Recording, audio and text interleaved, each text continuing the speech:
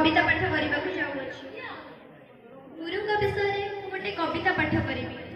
हे विश्व विधाता तुमे त्राणकर्ता, हे विश्व विधाता तुमे त्राणकर्ता, तुमे परा महामेरु साधन विकास विचारे विमर्श पाई गढ़ी देल गुरु। माँ अटे मोर प्रथम गुरु जे शिखेइछि परा चाली, गुलुरु गुलुरु कथा शिखेइछि कहिबाकु मन खोली। द्वितीय गुरु जे बापा पुणी मोर, द्वितीय गुरु जे बापा पुणी मोर शिक्षा देले व्यवहार, काहाकु केमिति आचरण देवी शिखाइले शिष्टाचार।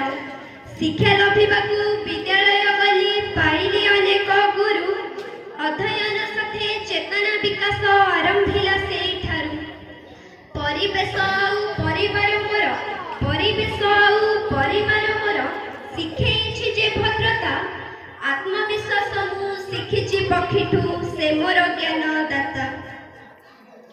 जहाँ भी पाइछि जहाँ भी शिखिछि सबु गुरुंकर दान, तांको पाद तले नतमस्तक जे रखिबि तांकर मान।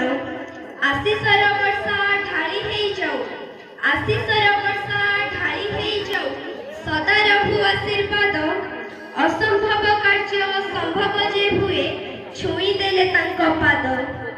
सेप्टेम्बर 5 गुरु दिवस जे, सेप्टेम्बर 5 गुरु दिवस जे राधा कृष्णकर जन्म, जन्म दिवस को पालन निमंते गुरु दिवस का नाम।